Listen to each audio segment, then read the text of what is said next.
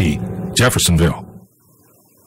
And welcome, everybody. This is the Sports Planet. I'm Bill the Razor Rayback, and we are back to talk some football tonight. Of course, the season is right around the corner. Rick and Caitlin traveled down to Cincinnati Tuesday to the college football preview for the local teams.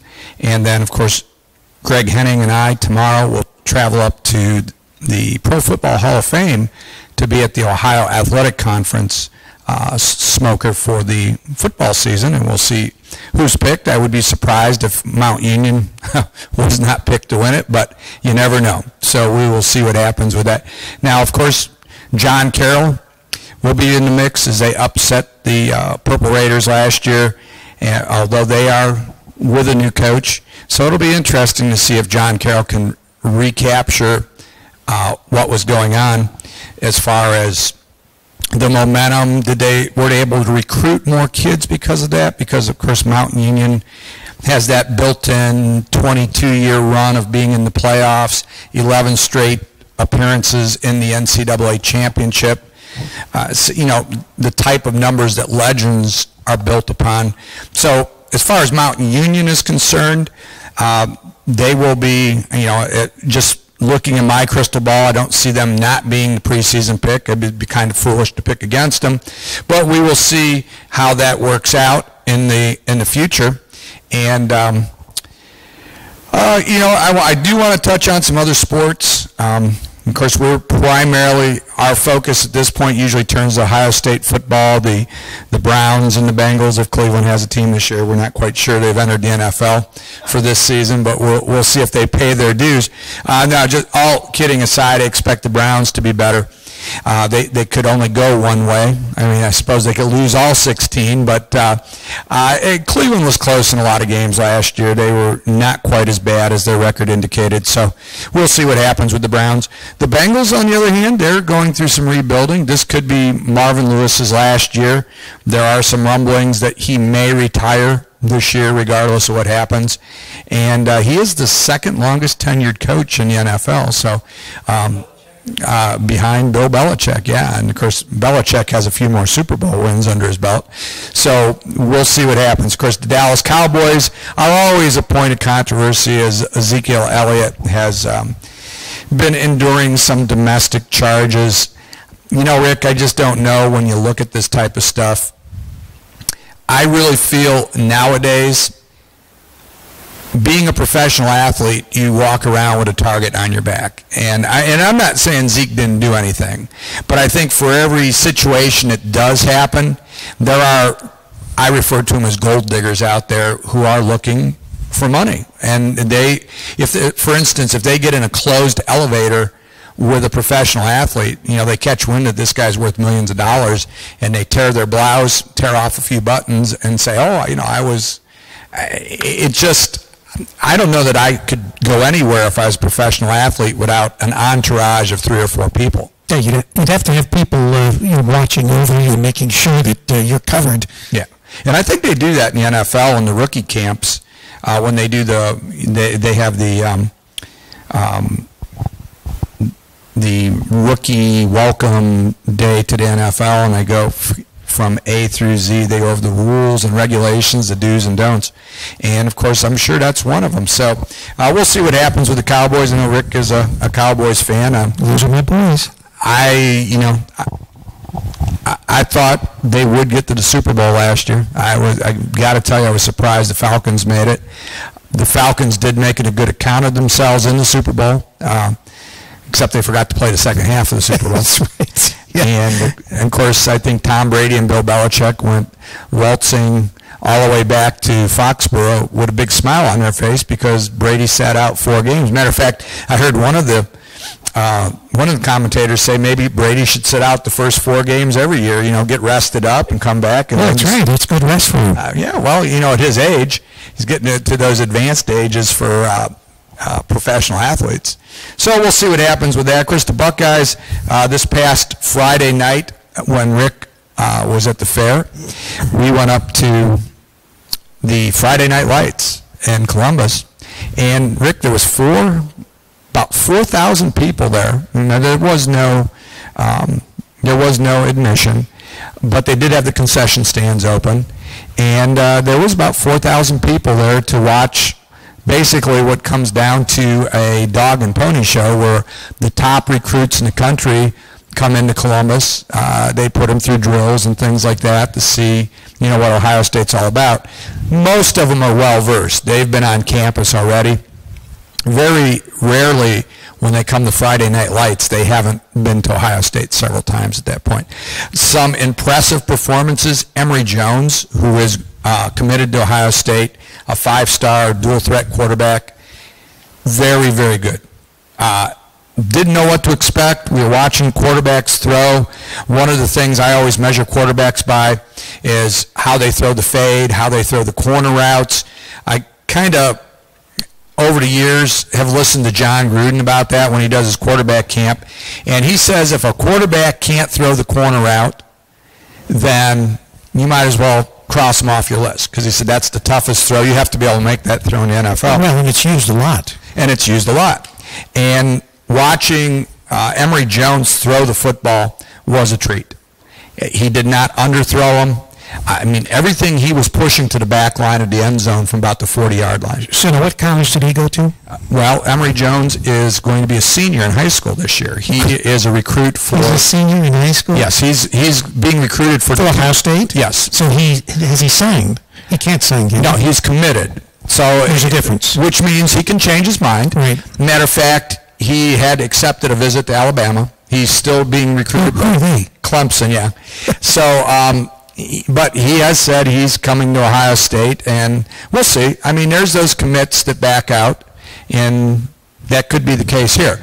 Ohio State is loaded at quarterback. I would say J.T. Barrett comes into this year. We don't make much about there being competition for the job, but Joe Burrow, who a lot of people say Joe Burrow would be starting for a lot of other schools, and Al Luganville said, I expect to see Joe Burrow in the Heisman race when he plays. He compared him to Mitch Trubisky. He said he may be only able to play 1 year, and he may be drafted into the NFL. Let's hope the Ohio State... Was Joe did he play in Ohio? He played at Athens High School. Right, because I remember you actually went out and saw a game that he played in, didn't you? We went up to New Philadelphia, and we watched Athens play Akron, St.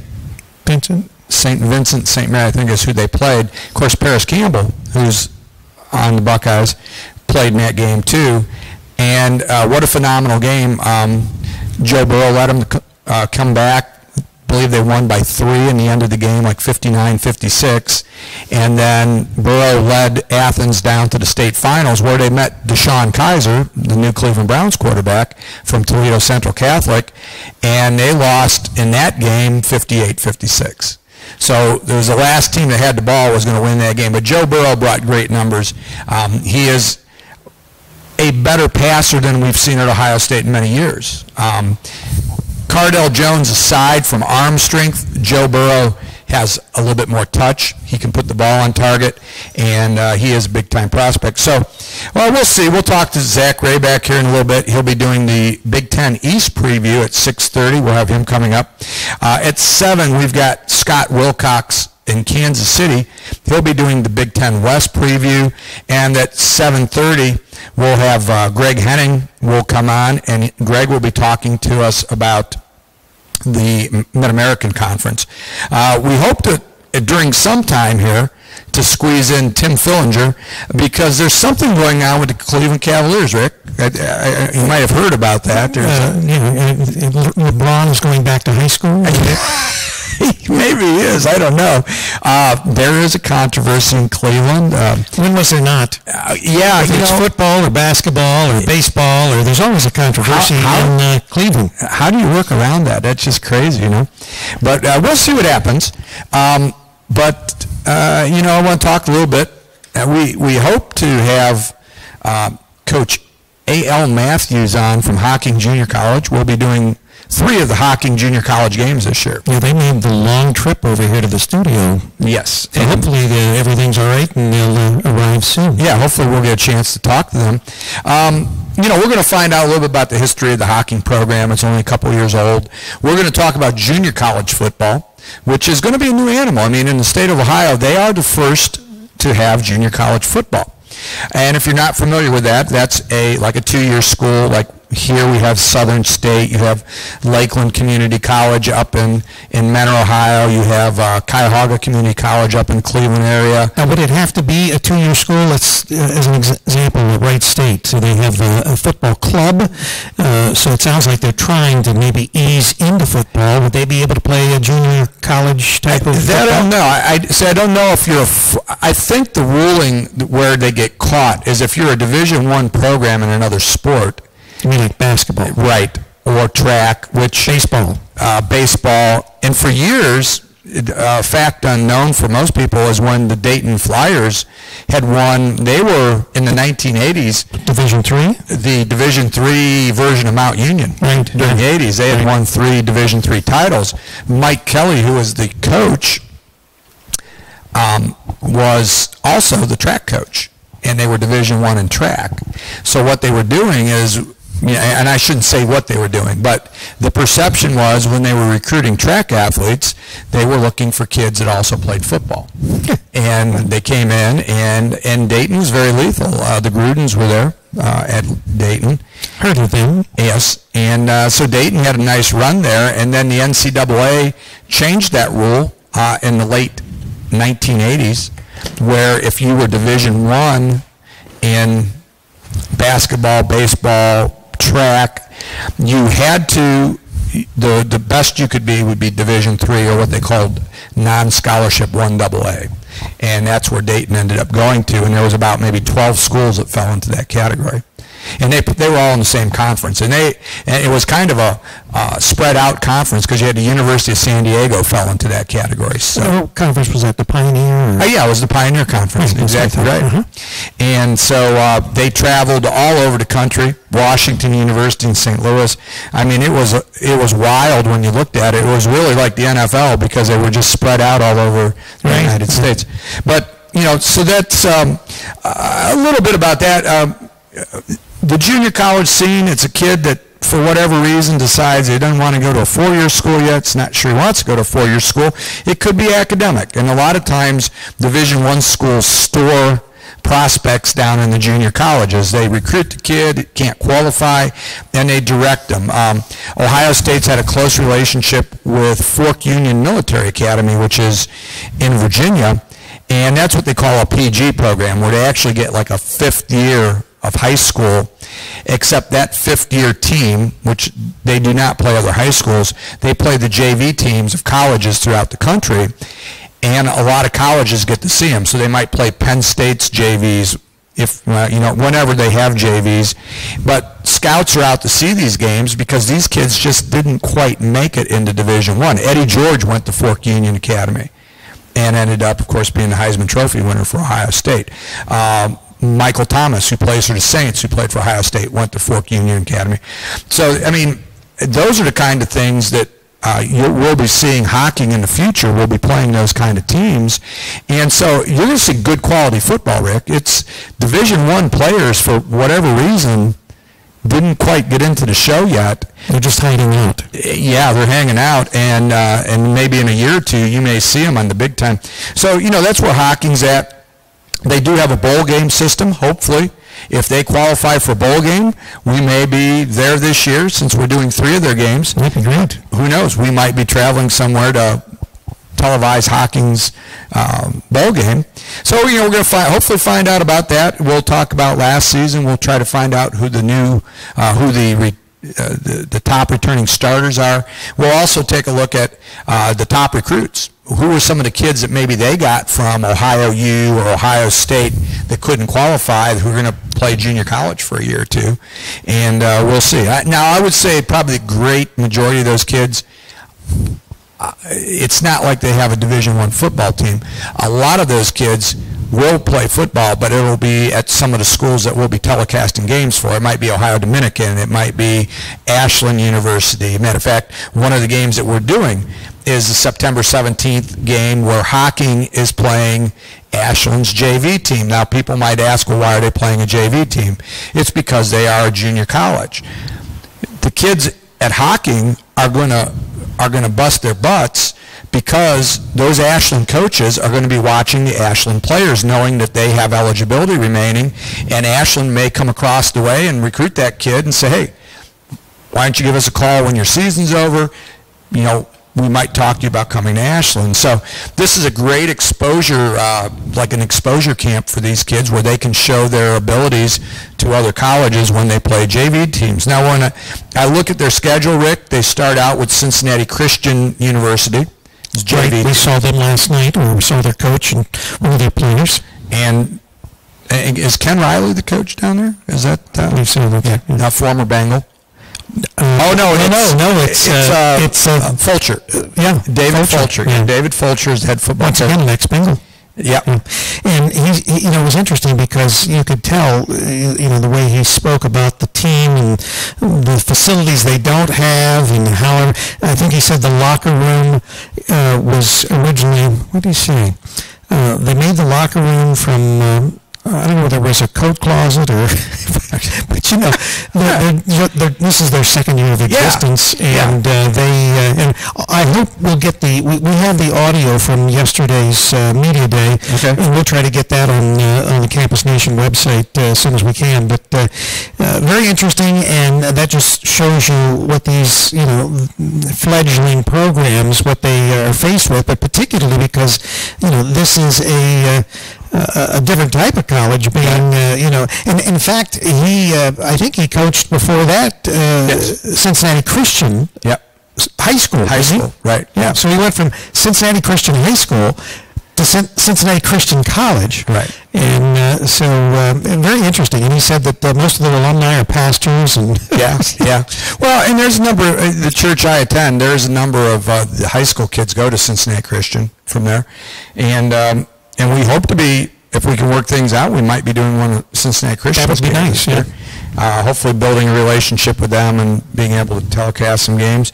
Hocking then they travel, to the home of the Hiram Terriers, my alma mater, and to play their JV team. They are then home on September 2nd against Monroe Community College. They travel to Erie to play Erie Community College on September 9th. September 17th is Campus Nation's first telecast. That will be a Sunday broadcast, and they will be playing Ashland's JV team. Then on September 23rd, they play Georgia Sports Academy. I'd like to talk to Coach Matthews about that, because that sounds like a college that's just kind of designed for athletes to go there. Well, it's sports college, yeah. I guess that would be it. Unless they do a lot of, maybe rehab and stuff like that. They could do rehab, and there might be sports management degrees and things. Maybe that's the type of thing. That's similar at Wilmington College. A lot of the students there. Athletic trainers and that. Then they play Nassau Community College, which I think is in the Bahamas. Yeah, well, we'll go to that game. That'll be a nice trip. Hey, we're going to take some time off. That's an away game. Yes.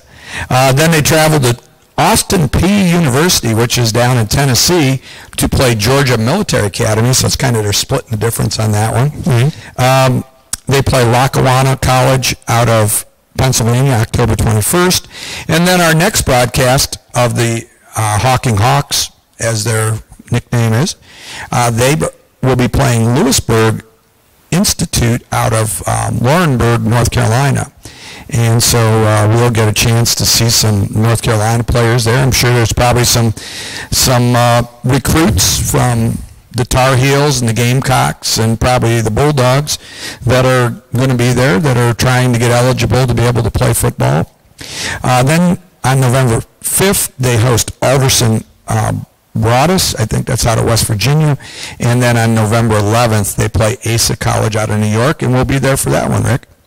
So that is a little bit about the Hocking program. Hopefully Coach Matthews and Coach Bogenschutz, Aaron Bogenschutz is the offensive coordinator. We were anticipating him being here tonight too. But at this point, I guess we could try to slip Tim in there for a little bit about the Cavaliers. Sure. And you think he's locked and loaded here? Well, we'll find out. I told him that he's in the bullpen. The bullpen. Yeah, he's going to be like John Rocker. He's going to come sprinting out to the mound. For those who don't remember John Rocker, who was the reliever for the Braves and Indians, Rocker kind of broke the tradition of your relief pitcher somberly walking out to the mound and getting ready to pitch. Rocker was in a full tilt sprint, and of course he got a little trouble with the media for being saying a couple racially insensitive things, which got him into a little trouble. A little? Well, basically got him out of the career, but of baseball. But speaking of baseball, we'll see if we get Tim on there. Oh. Tim Fillinger, Bill Rayback. Yeah. Hey, Bill, how you doing? Good. Sports Planet here. We talked earlier. I wanted to check in with you, but of course you're based in Cleveland. What in the world is going on with the Cavaliers? Well, it's like they're producing their own soap opera this offseason. Yeah. I guess certain players have windows of opportunity in their careers to win championships. I'm just really surprised Kyrie would do this at this point, considering the Cavaliers, with a couple tweaks, and of course they picked up Derrick Rose, that could definitely play strong into the Cavs having a chance to win it all again. Yes, it could, and a lot will be determined by how they handle Kyrie at this point.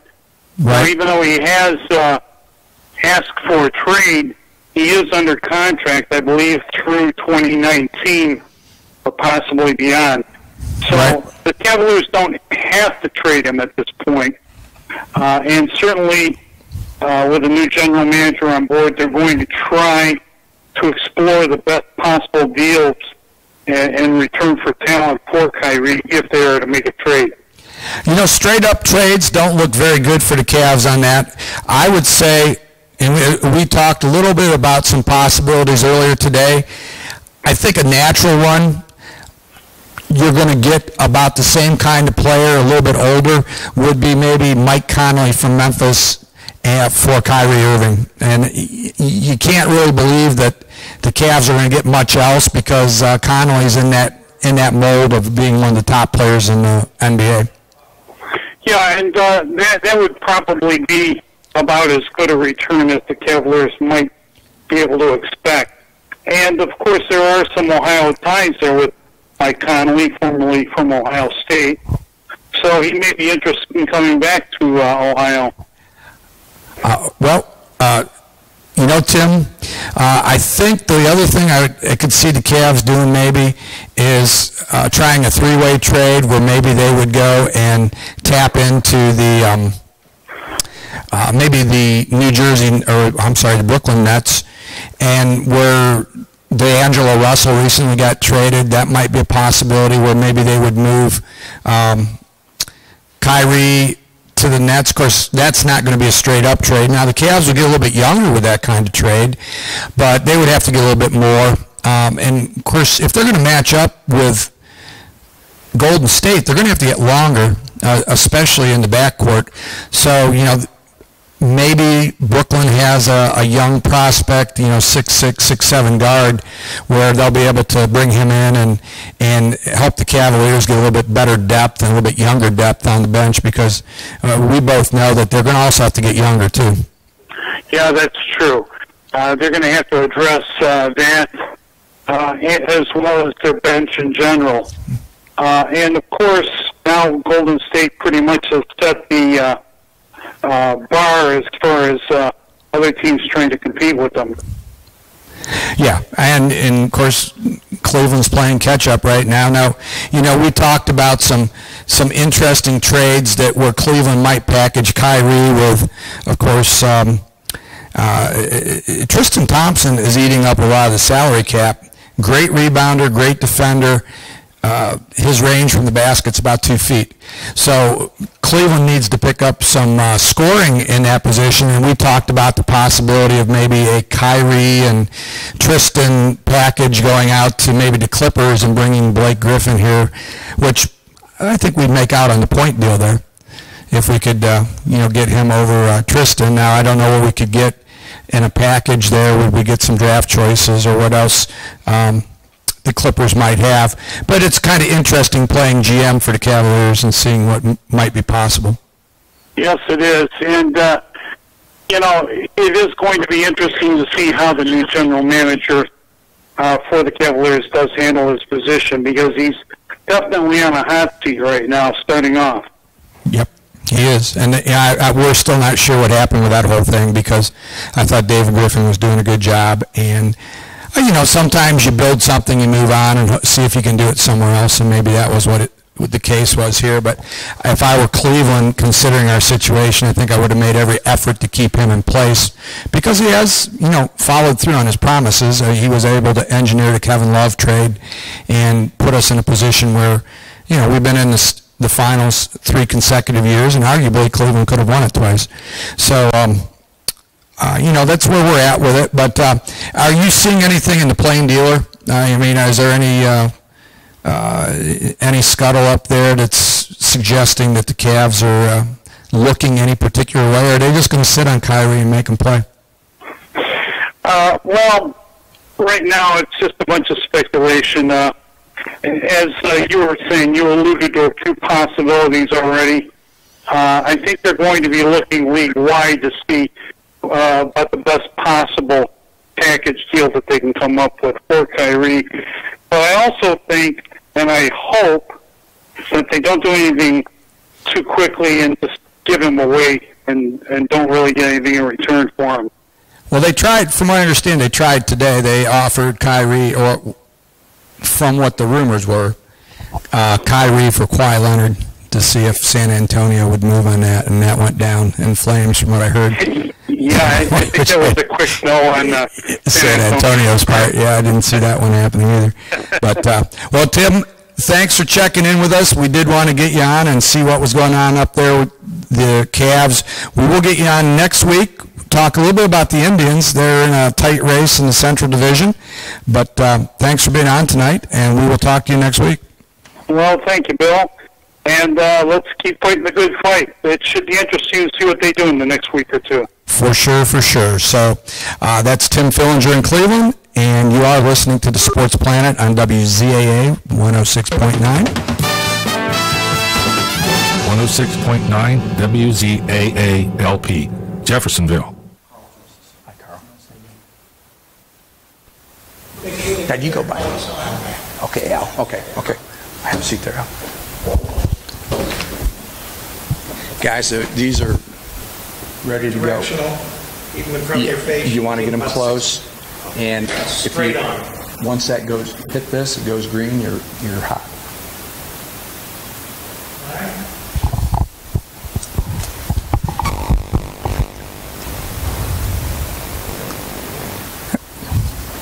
Yeah, and I hit it one more time. There you go. If it's green. Are we still on break, Rick? Okay. Welcome back to Sports Planet. I am Bill the Razor Rayback, and I am joined by the coaching staff for the Hocking College Hawks, right? Correct, Hocking College Hawks. Okay. I'm joined by head coach Al Matthews. Al, why don't you go ahead and introduce your assistant coaches here that you brought along? I have Craig Moore, who is my offensive coordinator and quarterbacks coach. Okay. And Carl Justice, who's also he's a running backs coach for me. Okay, very good. Why don't we talk a little bit about the Hocking football program? I've been aware of it as being a high school football coach. I knew there was talk about it, and my son happens to be at Hocking, and he was telling me that you guys have a football program going on, and so. Of course, we talked about we're going to be doing some of your games this year on Campus Nation. Which we're real excited about. And we appreciate you guys bringing us in because, I think that junior college football can be a really exciting possibility that a lot of Ohioans don't know about.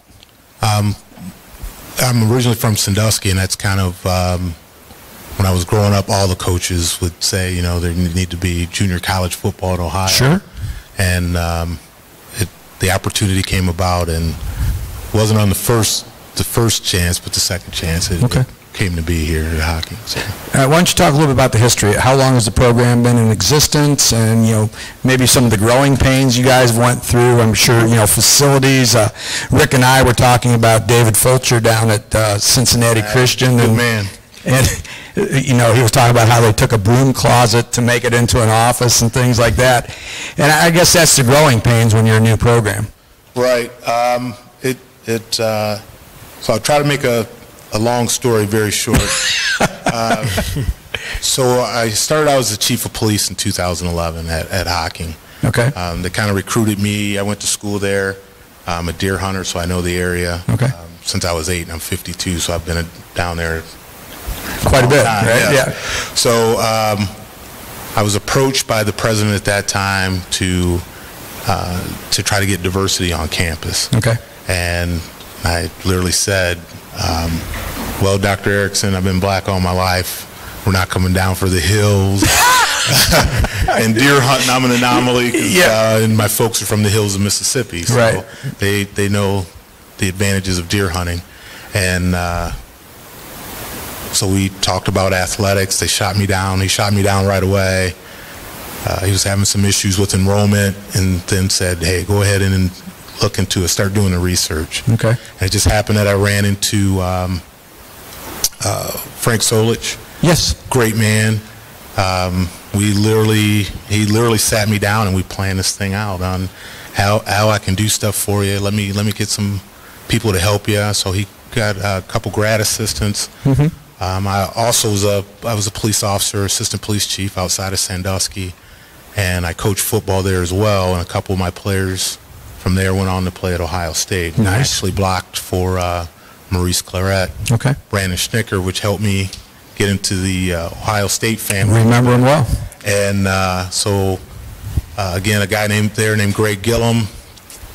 As soon as I told him Ohio University was helping me out, he said, well, I can get you 4 grad assistants to help you with research. So I ended up with 6 grad assistants, and they really helped me to get the research. And I presented, thought it was good. Frank Solich thought it was really good. Greg Gillum thought it was really good, and the president shot it down took him about 2 weeks to find reasons to shoot it down, but he shot it down. Right. So I got along with the president and try to make a long story short. Hocking and Dr. Erickson separated ways. Mm-hmm. We had a couple of interim presidents, and then one interim, she just literally said, Betty Young, she said, I'm going to reach out, and we're going to try this athletics thing. I think you're right, and I need you to do a business model. I've been a flat-foot cop all my life. I don't know anything about a business model. Right. So she did one, and she just kept calling me. I mean, literally 3 or 4 in the morning sometimes, going, hey, how about this, and this? And I would tell her. She put it down in paper. The board voted 9-0 for it, and that was in 2015 in April, late April. At the end of April, they said, well, we want a team in August, which I was thinking August of 16, and they made it clear that it was August of 15, so... rush to the drawing board and get it going here. Yeah. So kind of back up real quick, I went to a couple local high schools looking for equipment, and then I ran into Coach Moore, Craig Moore. Yeah. He was head coach at a local school outside of Athens. Okay. And then Craig and I talked, and he's like, no, I think I want to be on board, because he went through the junior college rank. Right. Which I had nothing, no knowledge of. Sure. So I definitely wanted him. And then from the moment they voted 9-0, we were off and running within 4 months. Less than 4 months, 92 out of 109 kids showed up, and we had our first season. Very nice. I'm sure admissions was glad to see that. Yes. Bringing those kids in. It's been great. This will be our 3rd season. Our dorms, we have 5 dorms. All 5 will be filled with a waiting list. So it's been very good. Expansion plans? Is there? If I was a better businessman, sure. I mean, I would love to see it. I keep pushing it. I just don't know the exact. If it'll actually happen. I think it will. But when? I think probably sooner than later. I'm a big fan of Mark Cuban. Yeah. So I tell people that one of my business experience only goes as far as watching Shark Tank, which gave me the idea, reinforced my idea of having athletics there. Sure. And 3 years, Mark Cuban says, is a trend. You hop on that trend. So this is our third season, so I think you'll probably see more things happen at the school. Coach Matthews failed to mention that we're all volunteer coaches that first year. Yeah. No, but we were all confident in his plan. Yeah. So we jumped on board and we saw the vision. He had a great vision. So okay, and it's working out well for you guys. It is. It is. Now, how did last year go? How did your season? Last year, our first year, we were 3-4. Okay. And but we were playing a lot of JV, Division III JV. Right. Last year was our first year playing junior college, and we jumped right into the fire. I guess I should learn to be a better athletic director, not schedule so hard. But so we were 2-8 last year. Okay. But we definitely learned a lot. I mean, we were overloaded on what we learned last year because there was a lot of teams with a lot of D1 players. It was a fast learning curve. Very, very fast. Yeah. So we've talked about your background. As far as junior college football is concerned, and years ago when the dinosaurs were still around, I went to Lakeland Community College up in Mentor, Ohio. And there was talk at that time about Tri-C, which is in Cleveland, and Mentor and Lakeland starting football, and it just never did get traction. Of course, those areas you would think would be naturals to have some junior college programs. Right. How far are you guys going to have to travel? I mean, outside of some of the JV teams you play, to get true JV or true junior college teams to play? Last year was probably the furthest. We were in Milledgeville, Georgia, which is about an hour south of Atlanta. That'll probably be our furthest trip. Okay. Outside of that, College of DuPage, it's about 7 hours away. This year we're actually going to go to Long Island, and we're playing Nassau. Yeah, I saw that. Nassau. Is it community college? Correct. Yeah, okay. Looking at your schedule, I saw some interesting teams on there. Of course, Hiram jumped out at me because that's where I graduated from. Oh, okay. Take it easy on the Terriers, JVs there. Just a scrimmage. That's just a scrimmage? Scrimmage or varsity, yeah. Okay, because... them and Cincinnati Christian. Okay, so those are your first... I was telling Rick, I said I counted 12 here. So, I'm looking at this, and Georgia Sports Academy. Now, Georgia Military Academy, I've heard of. Mm-hmm. Georgia Sports Academy, why don't you talk a little bit about them? Georgia, actually, it's Georgia Sports Prep. So they are talented, very good team. Last year, they were probably the fastest team. I mean, if there was a quarter just to run track, we would lose. Yeah. Those guys were just flat out. They had a track team out there. There was a track team. But they're, one thing we've learned about prep schools, doesn't really count against eligibility. Yes. A lot of people go to the prep, but they have a heck of an alumni. Sure. Guys that are in the NFL that attend there. Right. Well, and I talked to Rick a little bit before you guys got here. We were talking about Eddie George and Michael Thomas going to Fork Union Academy. Correct. And would that be someone that you might end up playing in the future? We've reached out to him, and I think just because we're new, everybody's kind of leery because there's either a new prep or a new JUCO that pops up. So I think we will play them. I've talked to them. Mm-hmm. Jiraiya Prep is another one. Okay. But they're actually going to make a conference of all prep schools. And that was my next question. So you guys are you guys going to be put into a league, or is it going to be an independent schedule for you guys for the most part? Right now it'll be independent. But most of the teams we play, we have been in talks of starting a conference. There used to be one where Lackawanna, it's a good team, good program. I want to say last year was their 21st season with football. So their head coach was the original coach. Okay. So we've talked back and forth about it. We've had a couple meetings in Scranton, PA, where they're located, and a couple conference calls. So I'm thinking it's something will happen here very, very soon. And I see that you had Erie Community College, which is not going to be horribly long trip for you guys. They're either. in Buffalo, though. I used to think Erie was anywhere. Yeah, that's a little bit farther that way. Yeah. Okay, I got you. But they were interested. There's Hudson Valley in upstate New York. Mm-hmm. Nassau, like I said, is in Long Island. Monroe, which is like in Wall Street. They're Wow. right there. They always say that's the richest JUCO in America. In America. That's where the Rockefellers, when their kids would get out of hand, they would send them to. So they got some good alumni there, right? I believe they're the only Division I JUCO, okay, which full scholarship is Monroe. So it makes them a little bit difficult to beat on a regular basis.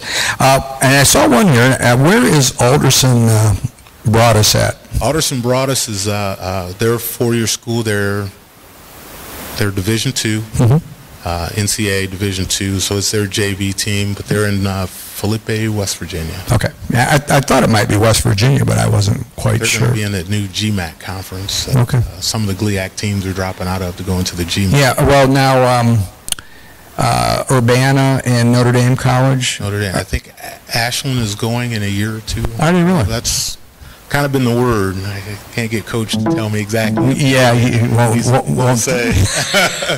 Well, I'm sure money has a lot to do with Right. it, and better situations. Let's talk about.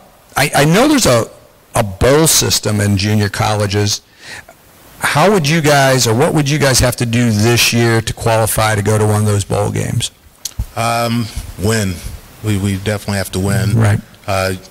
Typically, it looks the last couple of years, 7 to 8 games. I think if they look at our attendance too, we have a really good attendance. We're actually located in I call it Little Massillon, but Nelsonville is a football. Yeah, I know. I remember Nelsonville, York. It hasn't been recently, but I know they've had some state championships down there. So you got a good football area, and the Athens High School is right down the street. And we draw a real good crowd. A lot of the junior colleges, even out west, I think there's one that has a really huge stadium, but the rest are lucky to get a few hundred, to where we haven't had that issue yet. Okay. They've been more than that. Yeah. Where are most of your players coming from? Are they local, or are you getting them all through Ohio, or? All over.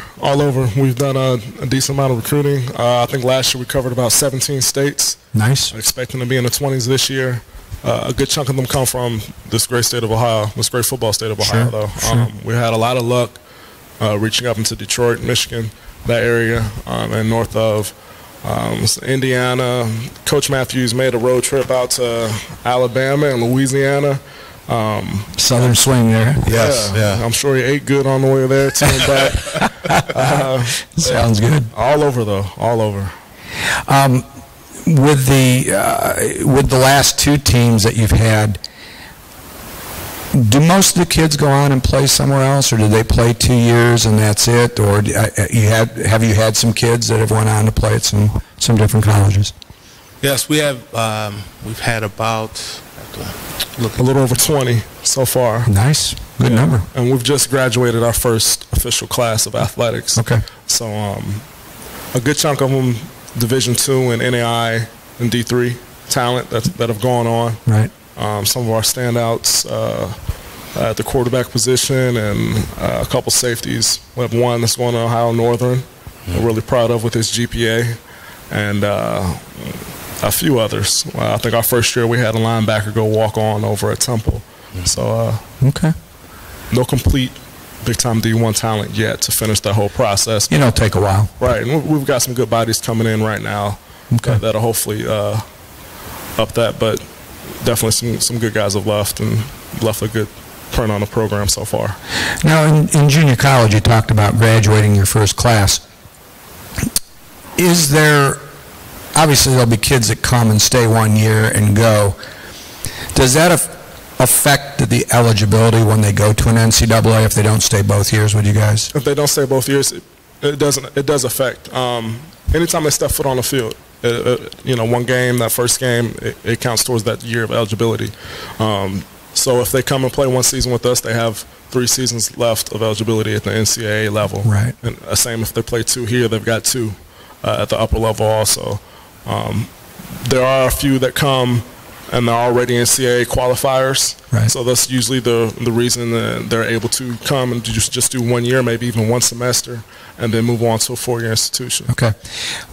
So when a kid goes and say that they would go to Ohio State, they finish their 2 years with you, and I always hear them say they have 3 years. Would that be a redshirt year? Can they redshirt a JUCO coming in? Okay. Correct. So as soon as you graduate, you've got 4 years to play 5, or 5 years to play 4, ultimately. Right. Factoring in an injury or something like that. Gray shirt, wherever it may be. Okay. Very good. Let's talk about your team. Returners, key returners. What do you have coming back? On the defensive side, we have a defensive lineman, Lee Price. Okay. Very big kid, about 6'3", easily 6'3". Trying to get him down in that 315 range. Trying to get him down to 315. That's very quick feet, explosive. Right now, there's some MAC schools that are really looking at him. Okay. Thinking that he'll definitely make a difference. But like I said, he's dominant up front. Did real well against guys last year who were going to D1 schools. Okay. Did real well. Linebackers, we're going to have a whole that'll pretty much be freshmen and a couple transfers, but we do have a little young there. A little inexperience there. We have Kahari Golden, who's a corner. Has a lot of experience, played every game last year for us. Okay. We're coming back.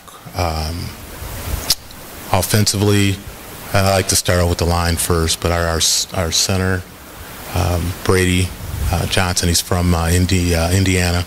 Okay. Great kid, technically sound. He's going to be a real good returner for us.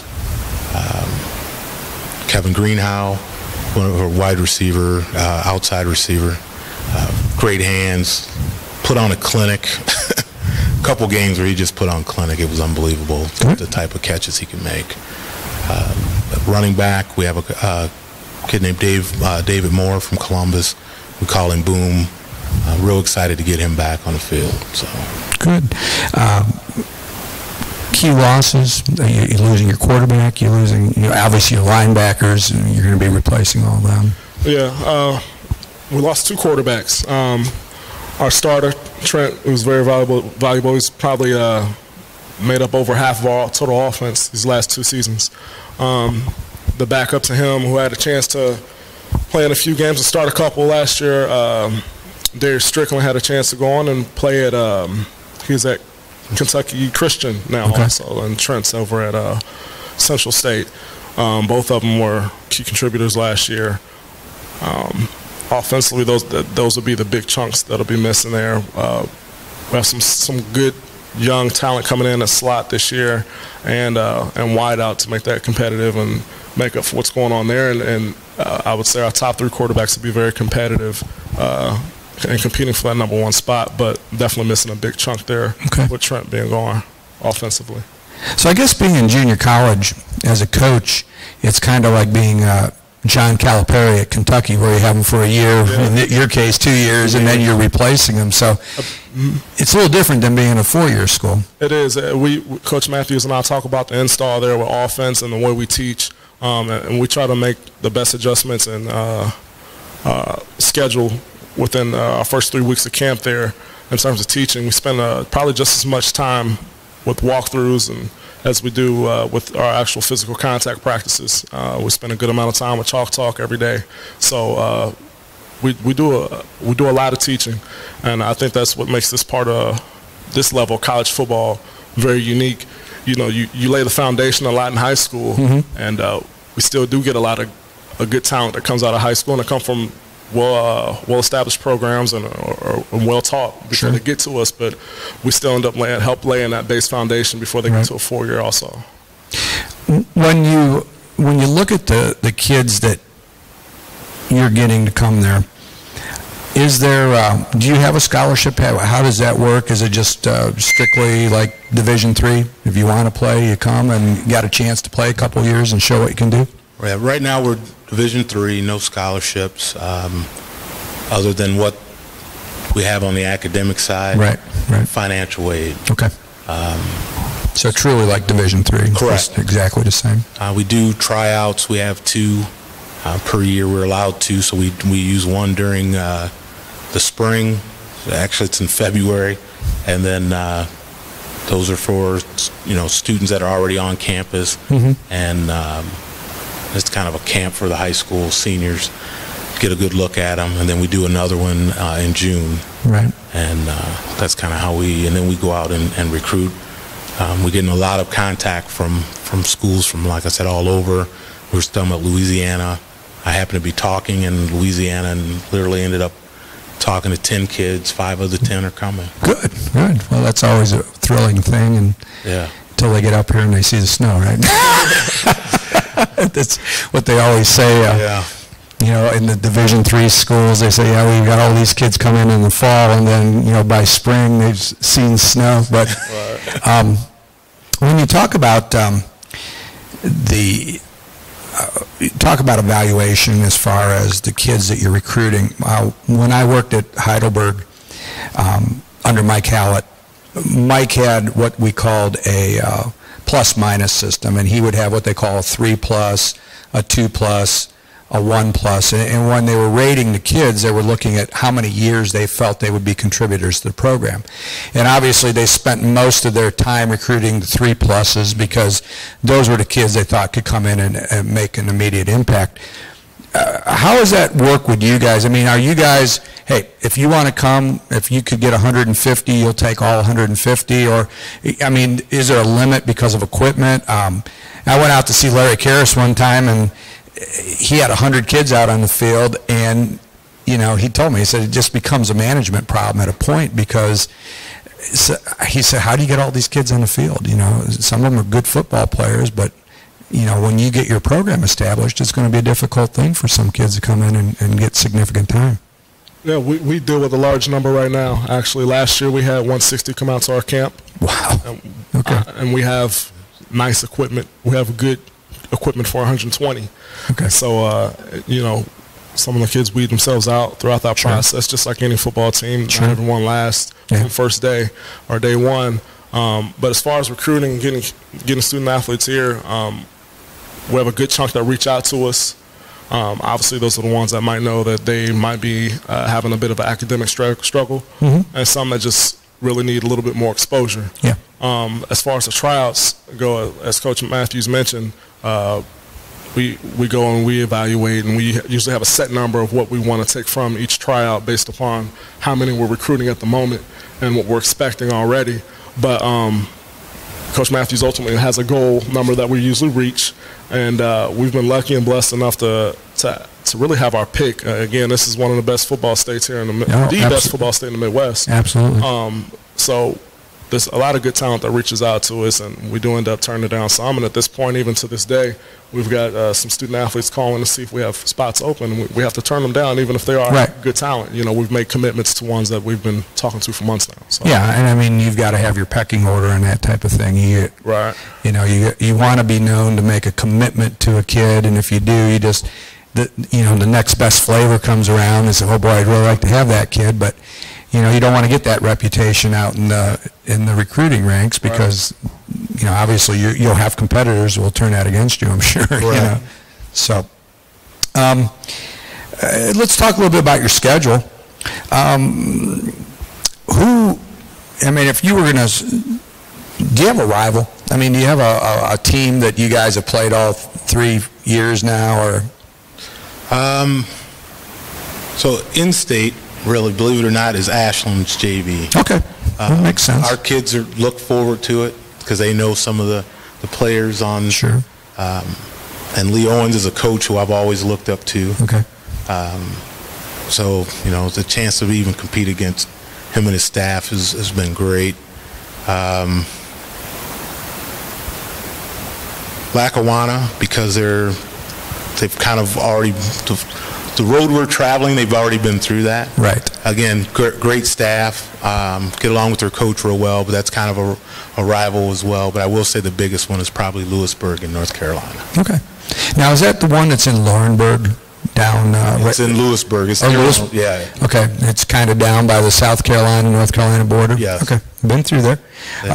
Some good players down there. And I'm not a bad sport. Not a bad sport. But while I coached at, I coached at Perkins High School, Perkins School System, when I was the assistant police chief up that way. Coached at Margaretta, which is just outside of Sandusky as well. I know where that's at.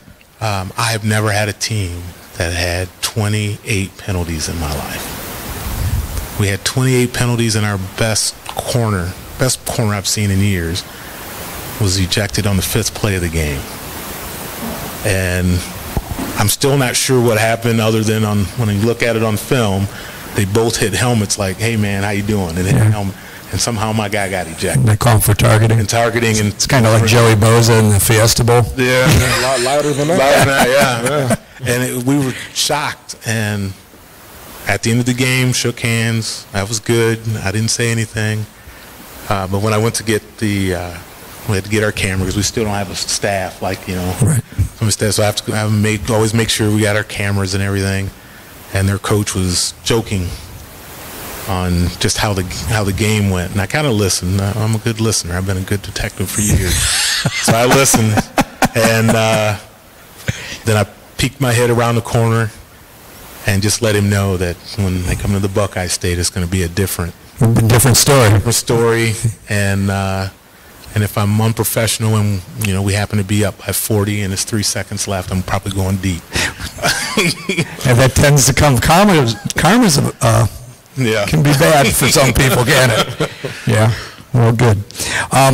Well, guys, that's all I've got. But you're welcome to sit in. We're going to talk about the Big Ten, and then we're also going to talk about the MAC. And you guys can sit in and chime in your opinions on that if you'd like to do that. And you guys drove a long way, so you might as well take advantage of it.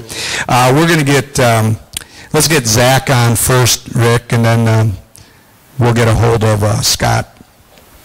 We're going to talk about the Big Ten East first, and had the opportunity to go out to Friday Night Lights, and what a collection of talent the Buckeyes had out there. I read it was awesome. This Emory Jones out of Georgia, the quarterback. What an arm this kid's got. I mean, he was throwing the corners, and he was throwing the flag routes, and there was no hanging the ball. I mean, he was on the 40-yard line, and he was putting it to the back line of the end zone. So this kid is the real deal. Unfortunately, I saw he visited Alabama the other day. So we will see what happens. Well, Christian Smith out of Huber Heights, which is close to here, 6'6" wide receiver. Jones hooked up with him quite a few times in the 7-on-7 there, so that was good. And they just had an array of defensive ends. They potentially have 5 defensive ends coming in, and this Micah Parsons, who's from Alabama, they had so many defensive ends down there, they moved him over to tight end, and I guess he stood out at tight end. Wow. So he might end up finding himself on the offensive side of the ball. So it was very impressive. There was like 3,000 or 4,000 people in Ohio Stadium to watch a camp. And, that's got to make a kid feel good coming up to Ohio State and seeing just that many people there to watch them run around at a football camp. That's a great football state, too. I know Ohio's good, but every time I go to Alabama so far, every time I've been there, people go nuts when they hear someone from Ohio is down there looking at their kids. Well, and, Urban's made a nice footprint in Georgia. He's been able to go down there and do some damage and get some kids out of there. So, Raekwon McMillan, to mention one. So we are going to get into that. Of course, Ohio State was the media pick in the Big Ten Media Days conferences. And Zach Rayback, this is Bill Rayback on the Razor's Edge. How are you? I'm doing good. How are you doing? I'm joined here by the Hocking College coaching staff. You may have run into them once or twice. Yeah, a few times. Zach, we're going to talk about the Big Ten East. And how do you see this playing out with, I have my feelings about it, looking at it. Of course, being in Ohio, it's hard to pick against the Buckeyes. But what are your thoughts about how this is going to play out this year? I would say the biggest thing is that I don't think Michigan's going to be towards the top. I think they'll be more middle of the pack. I think MSU is going to have a good year. Honestly, Maryland, looking at their roster, they were really young last year. They recruited really well on their offensive line. Right. And I could see Maryland being 4 or 5 in the Big Ten East, with Michigan also sort of like interchangeable between that. Outside of it, now you brought up Maryland, and of course they've got the Caleb Henderson kid at quarterback. I kind of think that Maryland, Michigan State, and Indiana in that middle part, this could be the year that Maryland might make the impact, because Indiana foolishly gets rid of Kevin Wilson, and then they have, Michigan State. We don't know how they're going to bounce back, but I agree with you. I think Maryland could move up that ladder a little bit. Honestly, Maryland could be number 3. I think MSU has a lot of question marks, but Antonio, I don't think they'll have another season like last year. I mean, he's just too good of a coach. With Indiana, you just have to see better quarterback play out of Richard Logo, but they do have a lot of pieces coming back, and they're talented, definitely talented. So what do you think? Ohio State opens up with Indiana. Kevin Wilson leaves, comes over to Ohio State. You and I have talked. Not, in our opinion, not the smartest move Indiana's made after Wilson had built the program and got him into some bowl games and that. Urban may have pulled the coup by getting him to come to Ohio State. What do you think about Indiana? I mean, I think this whole thing could implode, especially starting out with the Buckeyes.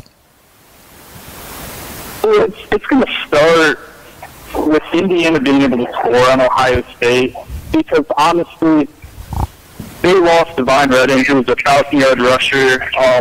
They bring back Sidney Cobbs, who's a 6'4" speedster. Yeah, they lost him all last season. So having Caleb and Nick Westbrook on the outside, if the quarterback can get them the ball, it could be a close game, because Tom Allen, he's known for defense, and they have some really good defensive players. When we get to the top 3 with Ohio State, Penn State, and we're assuming Michigan will be in there, Trace McSorley had a good year. He fits Coach Franklin's offense a little bit better than the guys he's had in the past. He moves around a little bit, more of a dual threat type of quarterback. And then we look at Ohio State with J.T. Barrett. I think under Kevin Wilson, you'll see him flourish a little bit more. He definitely struggled last year, especially with the deep ball. But that all being said, could you see Ohio State doing the 2007 Florida deal with Chris Leak and Tim Tebow, where Joe Burrow or Dwayne Haskins gets on the field in throwing situations? I don't see it unless JT gets injured. I mean, you know how Urban Meyer is just a senior. He's going to let JT Barrett take over the whole season. You might see some mop-up duty, but if it's a close game, JT's not coming out. So we look at the strengths of focus on the Buckeyes here. A lot of people say that their defense is them and Clemson, flip a quarter. That's how good they both are. But with young DBs, do you think that front seven is going to make up for the lack of experience, but very talented secondary? Yeah, that's a big question. These corners are so unproven, and I mean, obviously, you have Kendall Sheffield and 2 5-star corners coming in, so they have the talent. But the defensive line, I mean, they're going to make the quarterbacks throw, and they're going to find out really quick how good these guys are. And Matt Miller even came out and said that, what's his name? Number 3, I think, Damon Arnett. He has him ranked as a draft-eligible corner. He barely played last year, so you can't look too far into these corners and actually say, like, oh, these guys are this good, because everyone's ranking all these Ohio State corners as being draft-eligible when they haven't even really stepped on the field. Yeah, very true. As far as where the The Buckeyes have had trouble with Penn State periodically especially last year with the special teams malfunction. But one player that's given Ohio State some continuous problems is Saquon Barkley, who I think could end up playing himself into being the number 1 draft choice next year, or in the top 5 at least. Yeah, I mean, Yep. You see him winning the Heisman? It's possible. He's got to rush for 2,000 yards or close to it. If Penn State's going to have to make the playoffs, that's really the only way. Yeah, that would definitely help. Guys, you have any comments? What you think? How you see the East playing out? I mean, we're all from Ohio, so it's kind of hard to pick against the Buckeyes. I actually wrote a lot of notes down just to be ironic. But when you're looking at this recruiting class throughout the Big Ten, and a lot of the returning starters on the Big Ten East, a lot of these guys are former Ohio players. I just think that goes to show that Ohio produces the best talent. And it's just kind of a shout out to all the players out here. And watch out for Maryland. Maryland could definitely be a contender. Let's look at some of the key games in the Big Ten. Well, let's start with the non-conference games. What do you think obviously Ohio State and Oklahoma play, but do you think that is the biggest non-conference game? Because my opinion is there's a different one that could be the more influential game on the Big Ten. What do you say the most important non-conference game is? Do you think it's Ohio State? Ohio State, Oklahoma has to be up there. Michigan and Florida is a big one too. I've listed mine this way. I've got number 1, I think Michigan versus Florida. I think if Michigan loses right out of the blocks, I think that's going to be tough for them to recover in the polls. Of course, they could run the table, beat Ohio State, but I don't see them going through the Big Ten without another loss, so that means they probably have 2. Oklahoma at Ohio State. The secondary can be a problem with Baker Mayfield coming to Columbus. However, he could be spending a lot of time on his back during that game, so we'll see how that goes. Wisconsin at BYU. The fact that they're traveling out to Provo could be problems for Wisconsin, especially with BYU's offense. Notre Dame, MSU. I think that's Brian Kelly might have to win that game to save his job. And then Pittsburgh at Penn State. The old rivalry's been renewed. So, out of those... Penn State's a big one. That's definitely a big one. Pitt at Penn State? Yeah, Pittsburgh, Penn State. Okay, well, in the Big Ten, I think the big game is Penn State at Ohio State. Yeah, you have to look at it. Those are 2 guys who are both playoff contenders, and that has huge implications going throughout the season. I don't really look at any of the other teams in the East and think they're at that caliber. I would say Wisconsin, if you look at their schedule, they have a straight shot going to the West title game. So Wisconsin could also be in the conversation. But as far as regular season games, yeah, Ohio State and Penn State, that's the biggest game. And then the next one I've got ranked is Michigan, and you had talked about Wisconsin. Michigan travels to Wisconsin the week before they play Ohio State.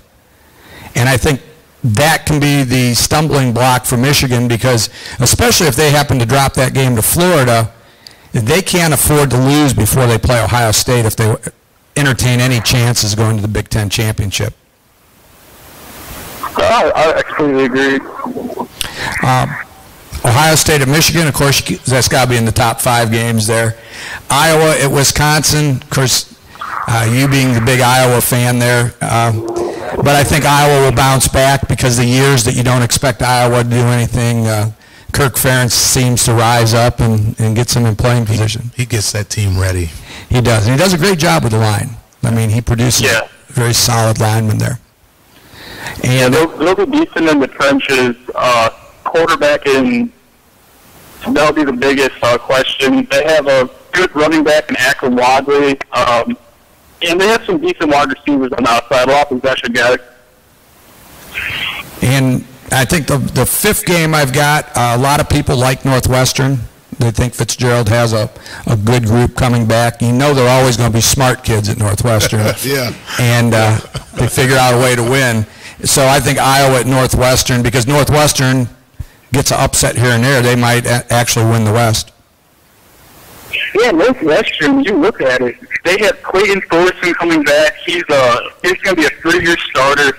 He's about 6'4", 220, and the dude, he has some wheels too. He's going his 3rd year in the program. He's going to be dangerous. And then Justin Jackson, who's had 1,000 yards every year he started, he's going to be another dangerous one on that team. I'd say the defense lost a lot of linebackers, but if they can replace those and pass the Fitzgerald, I mean, linebackers that's the bread and butter right there. So, yeah, that's what he played. So if you can get some good linebackers, then Northwestern could definitely be in contention. Okay, so to finish this up, who do you see winning the East? Ohio State? Yeah, you have to go with Ohio State. They've just been the most consistent team in the Big Ten for the past 10 years. You can't go against them. What about the West? Who do you see winning? I'm going to go with Wisconsin. Big Ten champions? Ohio State. And then, of course, the playoffs. How did the Buckeyes do? If the Buckeyes make the playoffs, I think they're going to have a slip-up game, and it might be MSU. I could see MSU throwing them a fit again, but if they make the playoffs, I would say that they can make the championship, but FSU or Alabama, that's always going to be a tough game. They obviously, I mean, they could win the championship there. You just don't know. Yep. So you think they'll make win the Big Ten and make the playoffs, and then we'll see what happens. Yeah, absolutely. Okay. Well, Zach, thanks for being on tonight, and we will talk to you obviously in the near future to get your opinions on how the Big Ten plays out. I'm going to say this: watch out for USC this year. And I would agree with you on that. I think USC is loaded for bear this year. So Scott Darnold will be tough for anybody to handle. But okay, Zach, we will talk to you later. We're going to get your counterpart from Kansas City, Scott Wilcox, on, and he's going to tell us how he feels the West is going to play out. Guys, so what did you... Thanks, Zach. Yes, thank you. Opinions there as far as Ohio State, Michigan, how do you see that East playing out? I think Michigan will probably, because I dislike Michigan, I just think Michigan will struggle this year. It seems that, you know, and it's kind of funny, Harbaugh's went 10-3, 10-3, and then you hear national guys saying, this is the year he's got to do it. And he could go 10-3, but if he doesn't win the East or doesn't win the Big Ten, there's going to be a lot of pressure on him. It's going to be like everybody else that's come in there. Well, with his antics, I think the expectation level is higher because of his antics, yes, with the recruiting and the different camps, and, right, or satellite camps, that kind of thing. But I really think they're going to struggle this year. Yeah, I think they've got some mountains ahead of them, yeah. Guys. I agree with Coach Matthews. I think they were lucky last year to win a couple of games that they did. Right. You know, and I think overall Ohio State has a lot more talent than Michigan does. Yeah. If the Buckeyes don't have an off day, they should beat everybody that they play. Of course, you guys know coaching football, that doesn't always work out that way. Yeah, and they're fast too. Buckeyes are just, I agree with Urban, speed kills. It's it's just amazing. They don't coach that. Yeah. Well, I think that was magnified a little bit when you can go back to Jim Tressel when Ohio State played Miami, and we saw the Buckeyes were step for step with Miami on that, and that helped the Big Ten perception of it being a slow conference because Ohio State had players that could run, and of course Urban's only got better with that, bringing in more speed at every position. So I think that you're right. If you can run, you got a chance to win. And with the spread offenses, and I didn't ask you guys, what do you guys run offensively? What's your Well, you're typical right now. That seems to be the trend, but we are no huddle, up tempo, pistol. We will do some spread sets. Excuse me. But, we like to mix it up, but as we talked about earlier, being a 2-year institution, you never know where the bulk of your talent's going to be. Yeah, that's true. Each year to year, so we start off pretty balanced, and it usually takes us a week or two into the season, into our schedule, to figure out what our true strength is. Sure. So we have to start off honest and balanced there. You like to pound the rock a little bit and try to establish the line of scrimmage? Or? I think that makes everyone feel comfortable, right? Coach Matthews is an old school type of guy. I had a chance to play quarterback in college, and by nature I like to air it out as often as I can. But I'm with you. But being safe, and we like to be safe. We like to be smart, and sometimes it seems to be the most logical thing we do early in the season. But we mentioned a potential rivalry there with Lewisburg. Lewisburg was probably one of our better performances offensively. We put up over 600 yards and still came out of there with less points. Yeah. But just a lot of it depends on the defenses we see and each week. So we got to be honest. I think we got to be honest there. I try to throw in some wing T. Oh, there you go. Yeah. But I kind of get a lot of pushback from the other coaches. But now, where's the head coach? And I know I've heard him speak at clinics. Who was the head coach at Perkins when they won state? Rock Farlow. Okay. Yeah, I've heard Rock speak 100 times, and I'm thinking, who was the coach there? I just texted him because I'm trying to get Coach to go back to throw in the T formation. Okay. And I am old school. I want to beat you down. Well, I tell you, you know what I always found? I coached down in Florida for 10 years and went from wing T to West Coast and came up here to the Toledo area, and we started throwing the ball, and nobody had any idea how to stop that. And I always said it was kind of being ahead of the curve. Mm-hmm. You know, football runs in cycles, so I'm sure there's going to be some kind of run offense that'll come back into vogue. Agreed. And the first teams that are on top of that are going to be the ones that win for a long period of time until everybody catches up with them. Right. Agreed. Yeah. Do we have Scott? We'll get Scott Wilcox in. Yes, I think that football is a strange game. When the Dolphins back in the 70s brought back what they called the 53 defense, and everybody thought that was a revolutionary defense. Well, it was just 20 years ago they had run it and nobody had seen it, so they just pull things out of mothballs. And now, have you ever guys seen the single wing run? Is there anybody that you know runs single wing? No. Okay. Anyone I know I've seen it, but no. But I mean, seen it in the 50s. Have you coached against it? I mean, have you been? No. Okay. No.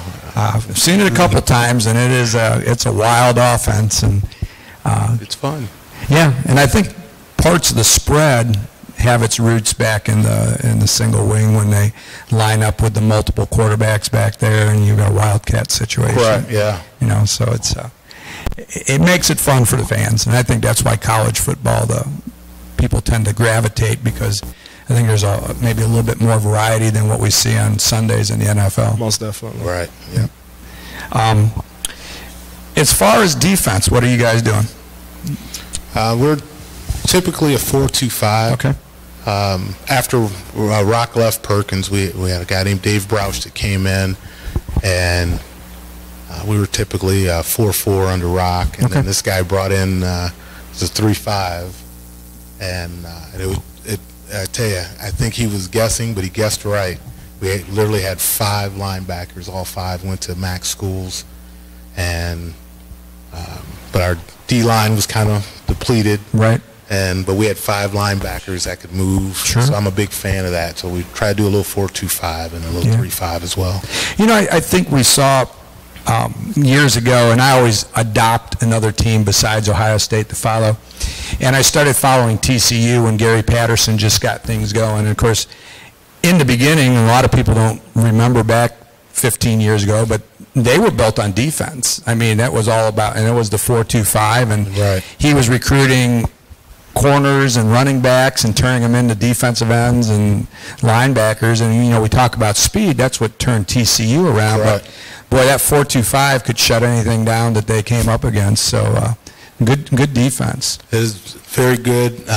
We do really look for speed at those positions, and we're finding some really big kids with speed too as well. And it's really excited about this upcoming season for us.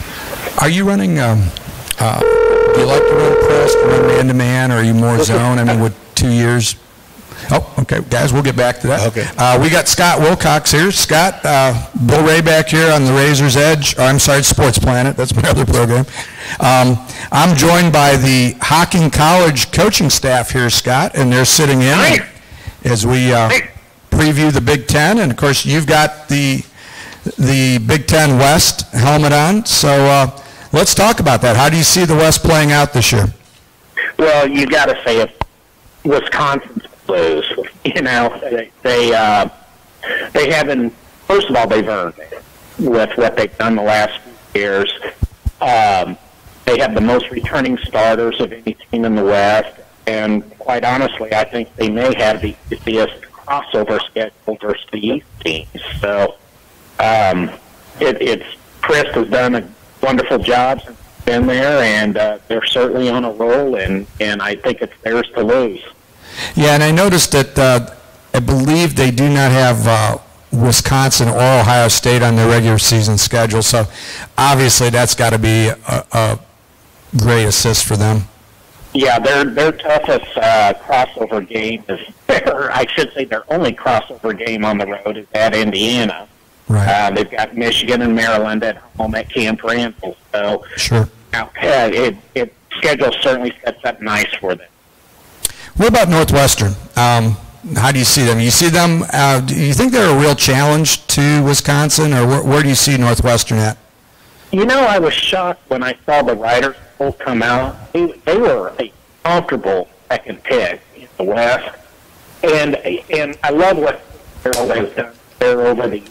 But you know, they got a relatively difficult crossover. They've got Penn State, but it is at home. They also have State that is at home. But I will certainly have a say in this play out. I was surprised to see them that convincingly ranked as the number 2 team in the West. Yeah, and I think the negative for Northwestern is they do have to travel to Wisconsin and Nebraska. Right. But their non-conference sets up nice. I mean, they've got Ada, Duke, and Bowling Green. None of those are going to, put a lot of fear. So. Of course, you're a big Cornhuskers fan, right? Yes, sir. And how do you see Nebraska this year? I know I've heard a lot about Tanner Lee, their quarterback. How's the rest of the team, though? Yeah, Tanner's an interesting story. He was a 2-year starter at Maine. They had a change. They went to a very run-centric offense featuring quarterback, and he is very much a drop-back passer. So he transferred to Nebraska last year. That out. Heard nothing but things about him. Of course, proof will be in the pudding. We'll see how it works out. Nebraska's got maybe the hardest schedule versus the East out of all the West teams. They have Ohio, but they also, and that is in Lincoln, they go to State, and they'll have Rutgers, and then they have what could be a very road game in the conference at Oregon. Gene. When we look at Nebraska, everybody thinks of Jarvis Redwine and Mike Rozier and I.M. Hip and the great tailbacks that they've had come through there. Is there a yearning at Nebraska to go back to those days? And obviously, winning-wise, they do. But, I mean, to go back to that kind of offense that, Tom Osborne and Bob Devaney cultivated there. Because we've seen Oklahoma be able to switch from, being a traditional wishbone to a spread. Because does that put Mike Riley in a bad situation there because of the fact that maybe people want to see the old days come back? You know, I think that's something that Bill Callahan faced, and maybe even to a lesser degree, Bo Pelini. But Riley has done a great job of connecting with the fan base up there. And, you know, we've had two quarterbacks in the last 7 seasons, Tommy Armstrong and Taylor Martinez. And while those guys were great dual threat guys, neither one of them was great pass.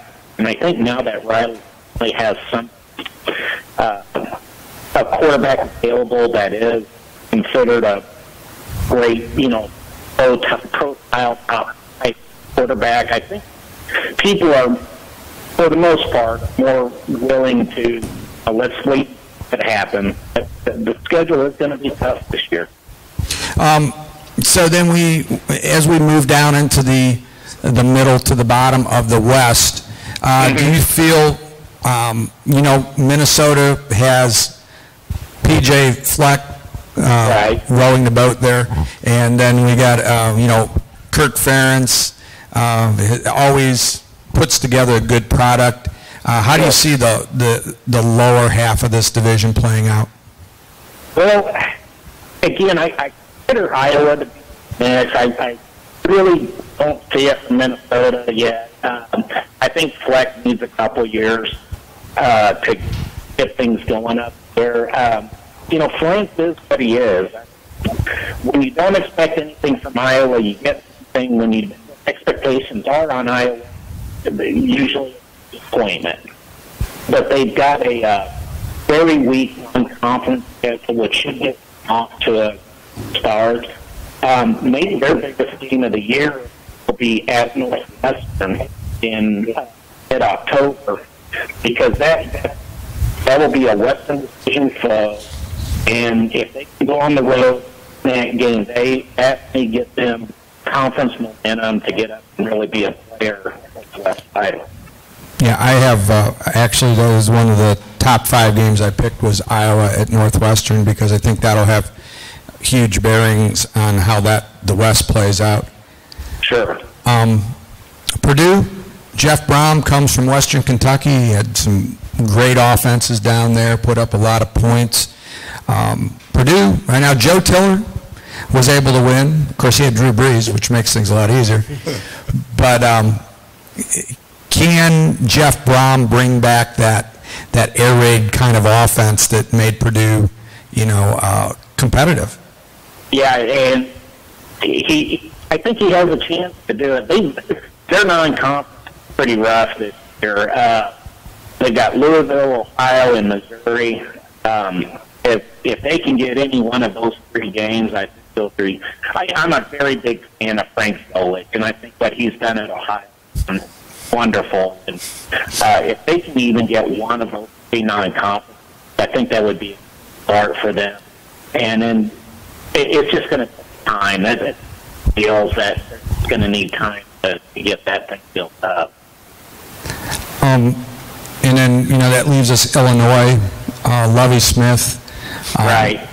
You know, I've talked to some coaches who have interviewed at Illinois, and they told me of all the places they've interviewed at, they came away most impressed interviewing with Lovie Smith. They thought that... Really? Yeah, they said that it was just a great experience, but that doesn't always guarantee that you're going to get the players to come to your place to be competitive. Well, his key is going to be recruiting, obviously. There is a ton of talent up there, and if he can keep it in state, I think he can have some success. Yeah, well, he's near Chicago, so you got to believe in that area. Illinois is a pretty good football state. You should be able to get a few players out of there that are going to be pretty decent. In the West, who do you feel the best player is? That's a tough question. I would look at Wisconsin's defense. There's a couple different guys up there that are just studs. I mean, have a couple linebackers, Edwards, the defensive tackle, I'm not even sure how to properly pronounce it, Sagapol. He's a stud. Kind of an off the start one for you. Another deep tackle, Steven, Minnesota. I don't know. It's hard to say. It's obviously not as many of the big name playmakers as at the East, that's for sure.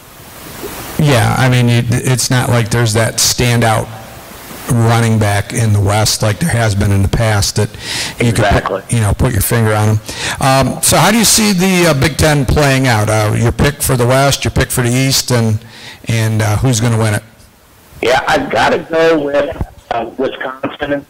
I won't be shocked if Nebraska or Northwestern or maybe even Iowa take the West, but I think it's clearly Ohio to lose, and I would see Ohio State, Wisconsin in the big championship game. Do you think it'll be 59-0 this time? No.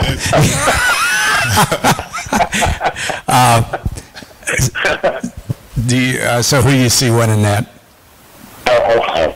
No, I think they're just one of the 4 to 5 in the country right now, along with Clemson and Alabama. And see what I'm real in Michigan group also. There is definitely no top 4 to 5 teams, and you have a bunch of about the next 20 that on any given day could probably beat the other one. Do you think, following Oklahoma with Lincoln Riley coming in, can they come, I mean, if they got a great quarterback, can they come into Columbus and win with those kind of changes going on? I think with how they were impressed last year, I think that is a very good possibility. I know they, Oklahoma had a brutal non-conference last year. They started off on the road, Houston, and then later had Iowa State at home. And I know they were very embarrassed by the process to post into that beat. Only 2 games they lost last year. Yep. Well, and Ohio State will have the young secondary, but their front 7 will be formidable. So I guess if they can keep Mayfield upright, then they obviously have a puncher's chance. Yeah. If only Urban could prove. Yeah, I don't see him stopping that. But well, anyhow, Scott, thanks for joining us tonight. I appreciate you taking time out of your evening to give us your views on the West, and we will check back with you throughout the season and get some updates and see how this plays out. Sounds great, guys. I appreciate it. And that's Scott Wilcox from Kansas City giving us his perspectives on the West. Guys, what do you think about the West? Do you think Wisconsin? Wisconsin's got to be the big dog in the West. I'm still holding out Northwestern. We'll upset them. I think, and I've always liked Northwestern just from they're the underdog all the time.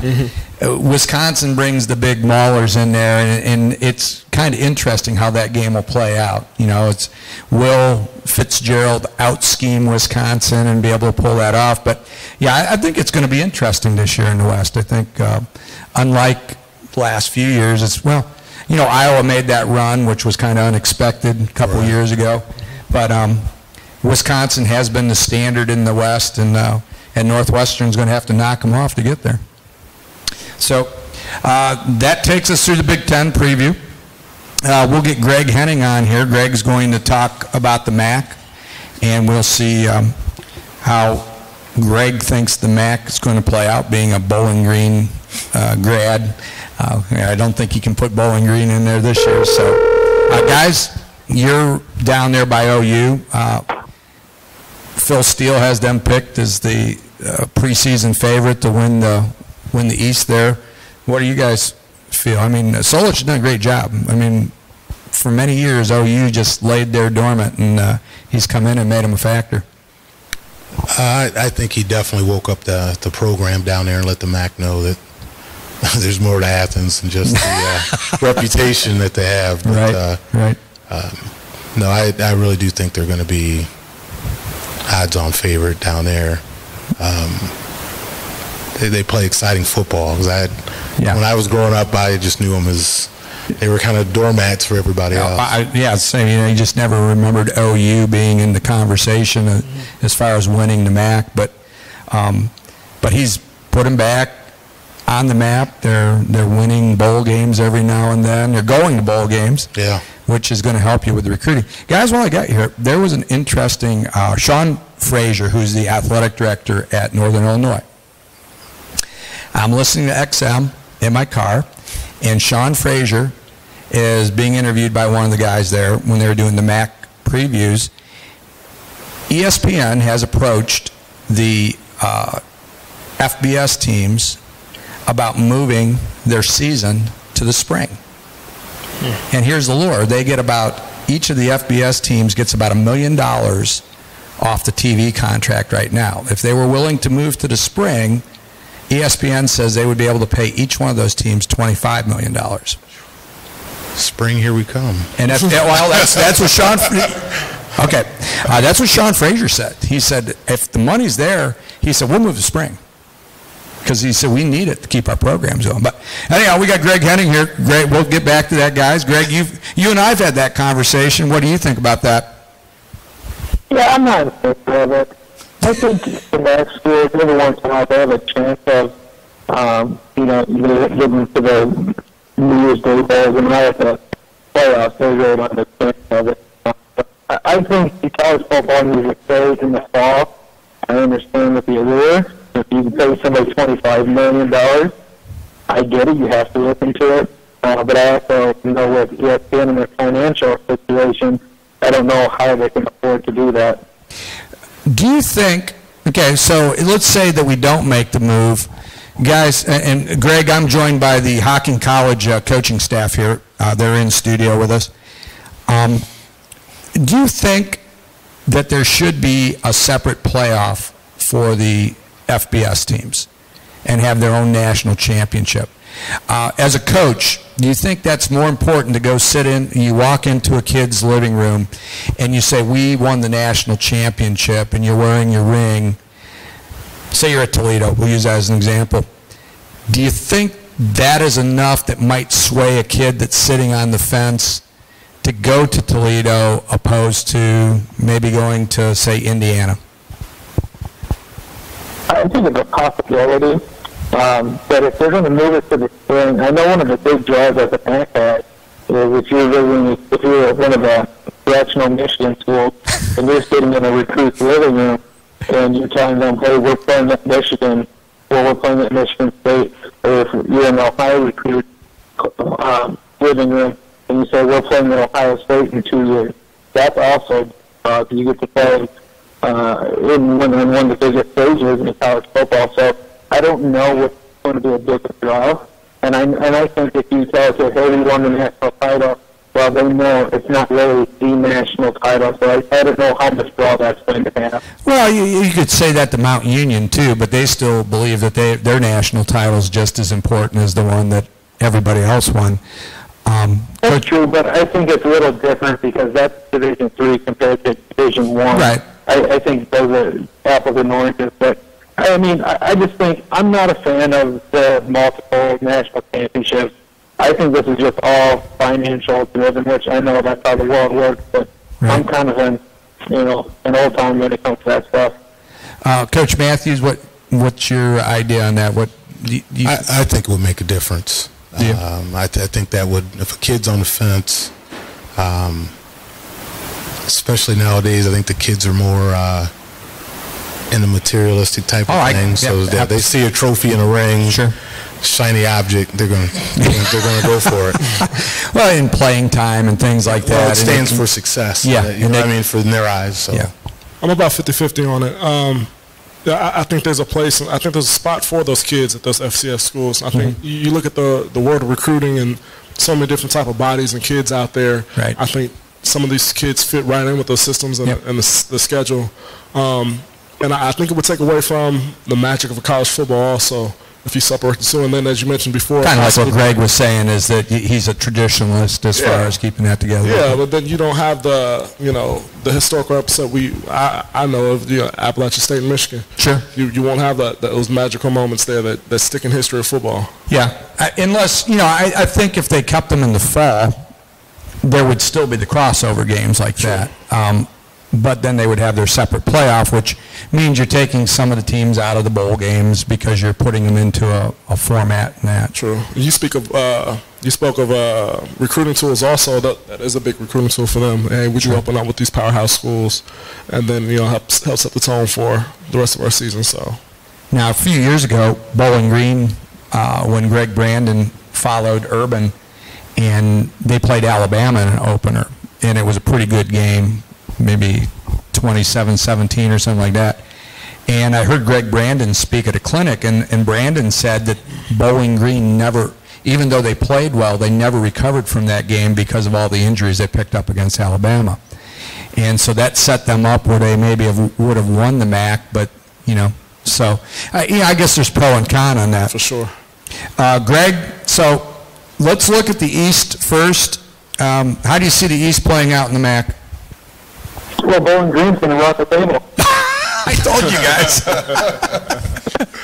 No, I don't think BG is going to have a 4-8 season again.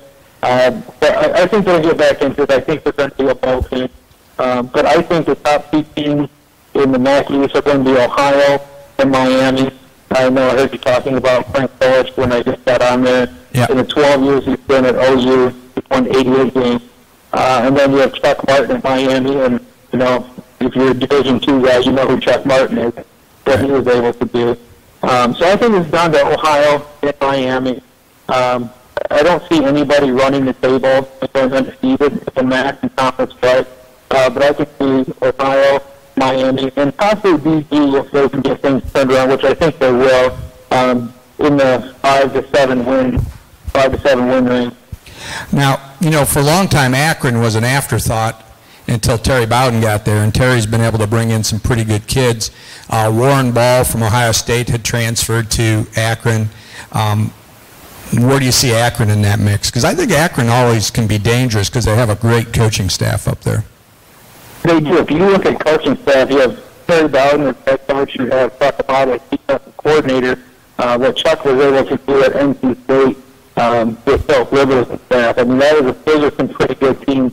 And you do have 17 returning starters. So they are going to be a team that can make some noise.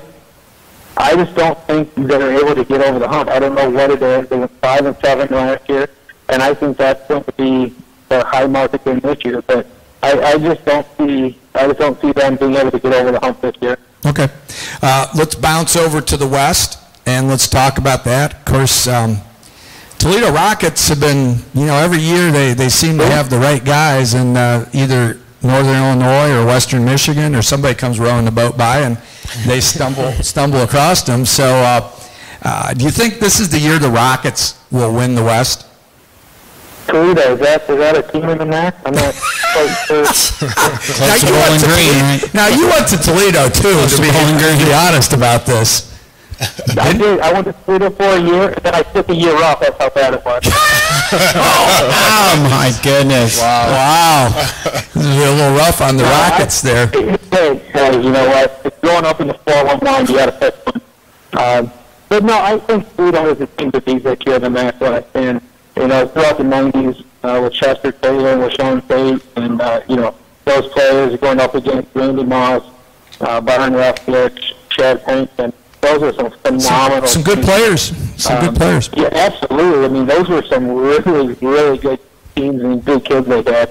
But they kind of fell off that touchdown Tommy Ansett after a few years. But I think the Rockets, they're the team to beat in the West. I think Central Michigan will be tough against their 15 returning starters. But I think Toledo, the West of Michigan. We have a new coach, obviously, with TJ Fleck going over to Minnesota across Great Lakes. He's never gonna live this down, you know. I heard the guys on ESPN talking about rowing the boat and that. So this is going to be a lot of fun, I think. I tell you what, they went 1-11 their first year and 13-1 his final year. So they rode the boat and they were successful. No doubt about it. Yeah. But I think Toledo is going to be the team to beat in the MAC West. Central Michigan, Western Michigan, and I think NIU. NIU went 6 straight championship games, by the way, from 2010, 2015. So you can't sleep on them. But I think Toledo's going to win the MAC West. What about Eastern Michigan? Eastern Michigan, usually they're the laughing stock of the MAC. But last year they went 7-6.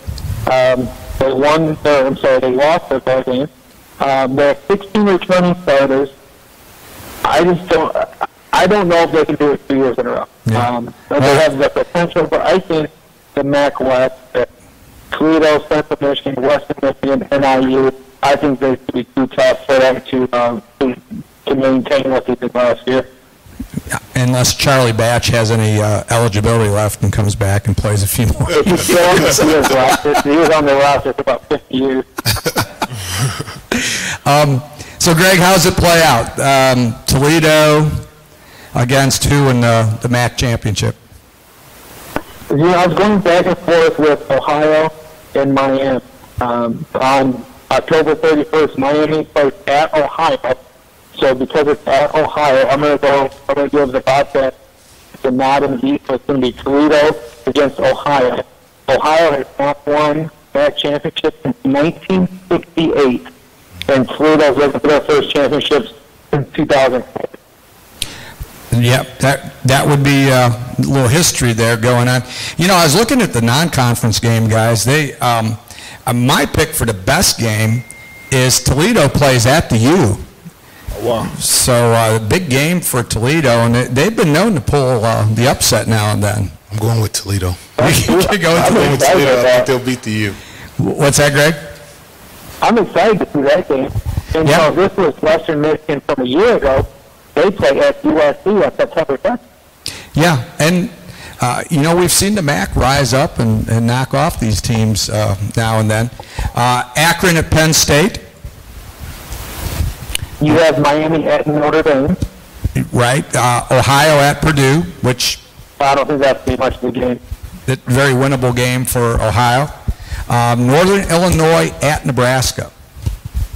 Yeah, I think that one could be very interesting because Nebraska, I haven't sold on them. Last year I thought was their year, but when they came to Ohio State, they completely fell apart. We were at that game just about that dismantling. But I think that could be a very interesting game. Yep.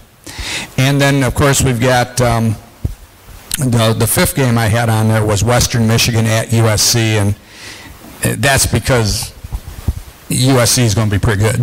They're going to be low. Yeah, it's too bad that's not the Western Michigan of last year. That'd be a really exciting game. But fourth game last year, first game as head coach at USC. I don't see that coming out too well for them. I agree. I would have much rather have seen last year's version than this year's, but that's just the way the game's played. Well, Greg, I'm going to put you on the spot for the Big Ten, too, since I have my two Big Ten guys in here, and I'm not going to taint the waters by telling you who they picked. But how do you see the Big Ten playing out? I think the Buckeyes are clearly the class of the Big Ten. What they've been able to do in recruiting, obviously, is second to none. And then over on the Big Ten class, I know a lot of people are big on Wisconsin because their schedule is pretty weak this year. But I'm going to go with Pat Fitzgerald and the Northwestern Wildcats to play the Ohio State University. And who wins the Big Ten? I think the Buckeyes do. Not just because I live in Columbus. I just think they're the best team in the league. Do the Buckeyes make the playoffs? Well, if they make it last year without winning the Big Ten, if they get left out with winning the Big Ten, there's going to be a riot. And do they get Clemson this year or not? I hope. I don't think Clemson's going to be as good. I hope they do get Clemson because I think the Buckeyes will win. Yeah, I think the Ohio State would have a little incentive in that game. Personally, I'd like to see Ohio State-Alabama again because I like to see that game every year, guys. That'd be Those are my two favorite teams. Yeah, be a great game. Yeah, that was that'd be a nice rivalry to see develop over the years instead of once every 10 years. So, well, Greg, thanks for being on. Of course, tomorrow we are going to the Ohio Athletic Conference Media Day, and we'll get up bright and early to take off for Canton and get up there. But I will see you, and we will meet up there in Canton. All right, sounds good. Thanks for having me on, guys. And that's Greg Henning in Columbus. And guys, that is the Sports Planet.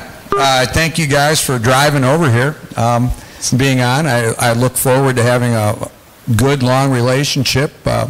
We think that the hockey games on Campus Nation is going to be a real big draw because, heck, you get guys from everywhere. You travel everywhere. You're kind of like a Division I team, and we think that's going to be going to produce some good ratings. So we wish you the best of luck, and we're going to see you here in a few weeks when you guys play Ashland's JV team. Thanks for inviting us. We really appreciate it. Yeah, this is awesome. No problem.